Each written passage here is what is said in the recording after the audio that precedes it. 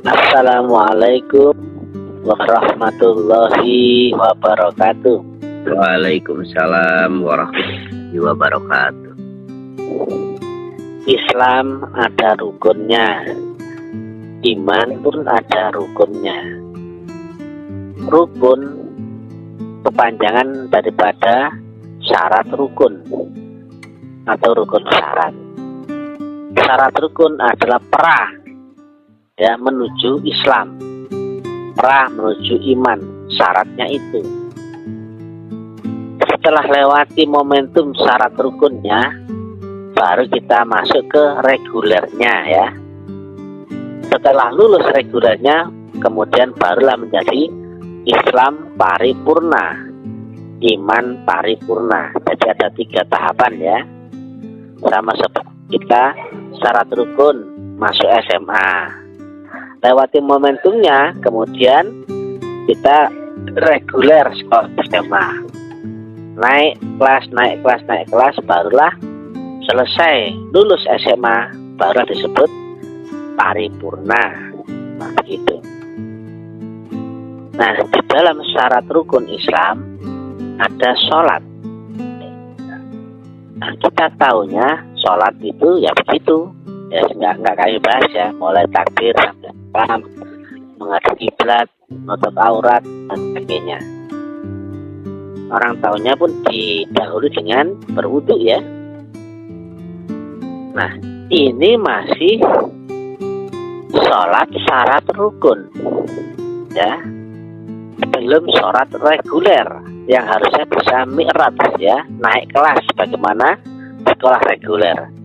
Apalagi sholat paripurna ya, yaitu sholat yang diakui.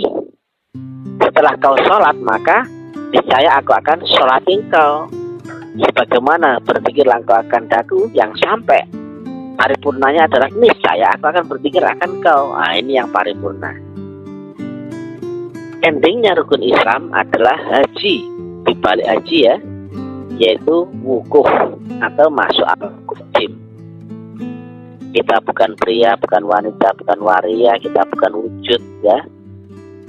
Kita telah terlepas dari seluruh pengaruh dunia dan masuk ke dimensi alam baqo atau alam akhirat dengan diri kita yang qadim.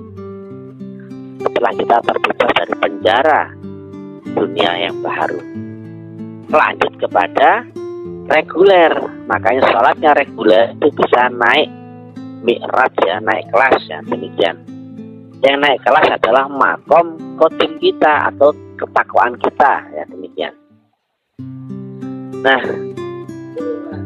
di dalam sholat reguler ya, yang kita kerjakan selama masih kita ada kontrak dunia, berarti otomatis syarat rukunnya ngikut ya, karena syarat rukunnya itu terjadi di dunia. Reguler qadimnya ini terjadi di akhirat, di roh kita. Sedangkan adaptasi roh kita, ilmu rohani yang kita pelajari selama kita masih hidup di dunia, masih ada kontrak, maka zahir jasmaninya pun otomatis ngikut ya. Maka belajar ilmu rohani saat masih hidup di dunia, jasmaninya ngikut. Nah, tadi ada sholat syarat rukun, yaitu wudhu ya. Nah, sedangkan syarat rukun sholat yang reguler ya di alam qadim ini adalah bersuci rohani. Nah, caranya adalah dengan zikrullah. Karena zikrullah ini adalah membersihkan kolbu ya, bukan membersihkan matamu, tanganmu, wajahmu, pandanganmu sebagaimana kita berwudu ya. Wudu itu masih simbol membersihkan badan kasarmu. Sedangkan yang kata Nabi, obat pembersih kolbu manusia adalah zikr. Nah, ini mulai bersuci secara mensucikan rohani yang kolbunya kotor. Kolbu ini adalah wadahnya ruh ya, bungkusnya ruh. Air, kalau bungkusnya itu kotor ya, ketutup lempung, tanah liat, airnya nggak kelihatan. Demikian juga dari air pun nggak bisa kelihatan keluar, alias terhijab. Nah demikian ya. Jadi untuk bersuci dalam praktek fase reguler atau fase kodim rohani, ini kita senantiasa mensucikan kolbu kita. Sebagaimana mau sholat.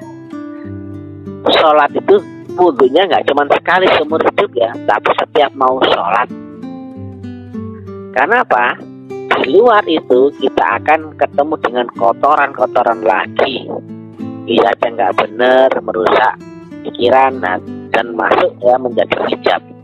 Setiap kesalahan Adam ya, keturunan Adam akan menjadi hijab ya di kolbunya ya. Nah seperti itulah ya, setiap kita akan melakukan perjalanan rohani, kita juga harus diawali dengan wudhu, tapi bukan wudhu jasmani sebagaimana umumnya wudhu syariat badan kasar ya, tapi wudhu rohani adalah dengan zikrullah. Karena apa? Hanya dengan ruh lah kita bisa masuk akhirat ya, dengan ruh yang kodim. Lah ruh yang kodim kalau tertutup dengan kotoran di kolbunya, selama masih ada kita, Tuhan gak ada. Selama masih ada baru kita, kodim pun gak ada loh. Ngeri ya. Makanya kita harus bersihkan seluruh sifat baru manusiawi kita dengan zikrullah. Itulah yang dimaksud Nabi dengan mutu qabla anta mutu, matikanlah dirimu sebelum kau dimatikan. Artinya matikan seluruh sifat baru sehingga kita bisa hening-bening masuk ke dimensi alam qadim. Yang praktek mutu qabla anta mutu regulernya adalah dengan zikrullah ya, membersihkan kotoran kolbu. Nah itu wudhu rohani ya. Nah kalau wudhu jasmani ya ini kumur-kumur itu membersihkan omongan kita ya, kemudian membasuh wajah ya, itu membersihkan pandangan kita, penciuman kita dan sebagainya ya, dan seterusnya sampai dengan kaki kita dibersihkan, disucikan agar apa yang kita jalani ya selama sebelum sholat, kita berjalan ke arah mana itu disucikan ya. Itu masih di tataran zahir jasmani. Sedang tataran rohani agar bisa masuk alam qadim boleh ada baru. Maka baru semua harus dimatikan.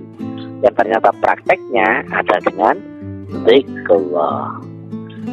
Agar ya ketemu apa yang disampaikan Nabi, ada segumpal darah dari manusia yang apabila itu baik maka seluruhnya akan baik ya. Nah, tapi jika jelek buruk maka seluruhnya akan buruk. Itu adalah hati sanubari atau kolbu. Dan di situ adalah pintunya, wadahnya menuju rohani manusia. Ya demikian ya. Jadi itulah kenapa kita harus senantiasa zikrullah ya, praktek reguler daripada mutu qabla anta mutu, agar kita bisa sholat secara reguler, secara ruh, agar kita bisa mi'raj. Nah, itu masih proses reguler ya, belum sholat paripurna, belum ya. Demikian dulu yang bisa kami sampaikan, mudah-mudahan manfaat ya. Jadi demikian ya bedanya wudhu jasmani sama wudhu rohani ya. Demikian juga sholat jasmani sama sholat rohani ya, itu beda ya. Sholat jasmani saja tidak boleh, akan lalai. Sholat rohani saja boleh ya. Sholat rohani dengan jasmani boleh ya. Karena hubungan manusia dengan Allah itu melalui rohani ya, sebagaimana disampaikan, tidak kuat menanggung zatku antara bumi dan langit, kecuali hati hambaku yang lembut, lunak, dan tenang. Hati itu adalah kolbu. Makanya sia-sia sholat seorang kalau tidak hadir hatinya, karena nggak ada hubungan dengan Allah. Ya, demikian juga orang akan baik atau buruk adalah dipengaruhi dengan segumpal darah atau yang dibaliknya hatinya. Karena Allah tidak melihat yang di luar, badan kasarmu, perajengan, sebagainya ya. Tapi yang Allah lihat adalah makom takwamu, dimensi kodimmu yang dibaliknya hatimu. Nah itu kodim. Makanya kita sholat jasmani saja tanpa menjaga sholat roh, sholat kodim. Tidak boleh, karena pasti akan lalai, karena nggak nyambung. Bahkan celakalah orang yang lalai dalam sholatnya. Lalai itu artinya apa? Hatinya tidak hadir beserta Allah. Beserta Allah itu beserta nurnya, karena yang kita sembah menuju Allah yang di ars, yang malik yaumiddin, laisa kamitslihi syai'un. Beserta Allah itu beserta dengan nur Allah yang kita dapatkan melalui tali rohaniyah kodim, yang berbaliknya turun zahir, mana An-Nisa 59. Tapi sholat rohani saja boleh, sholat kodim saja boleh. Ya, iya nak. Nah, demikian juga sholat rohani dan jasmani kan boleh. Ya, ibarat rokok bisa disebut rokok dengan ada wadahnya. Ayo Pak, silakan rokoknya. Ya, boleh, walaupun di dalam bungkus rokok bisa disebut rokok ya. Nah kalau rokok saja tanpa bungkus juga boleh ya, itu disebut rokok. Tetapi kalau bungkus saja tanpa rokok, itu hanya sebuah bungkus rokok. Demikian juga sebotol air ya, sebotol air. Nah kalau botol saja nggak bisa disebut air ya. Nah, air ditawarkan orang, dibaliknya bungkus botol, boleh. Ayo mas diminum airnya, boleh. Minum air langsung ya juga disebut air ya. Tapi kalau botol saja tanpa air nggak boleh disebut air. Karena cuman badan kasarnya saja, wadah luarnya saja ya. Nah demikian ya. Demikian bedanya antara wudhu jasmani dan wudhu rohani. Yang wudhu rohani ternyata adalah praktek mutu qabla anta mutu, yaitu dengan zikrullah yang melalui tali rohaniyah. Jadi yang ada jaminan nyambung dengan Allah. Demikian yang bisa kami sampaikan, mudah bermanfaat. Ini tentang praktek thariqah Naqsabandiyah Khalidiyah. Ilahi anta maksudi wa ridho kamatlubi. Assalamualaikum warahmatullahi wabarakatuh. Waalaikumsalam warahmatullahi wabarakatuh.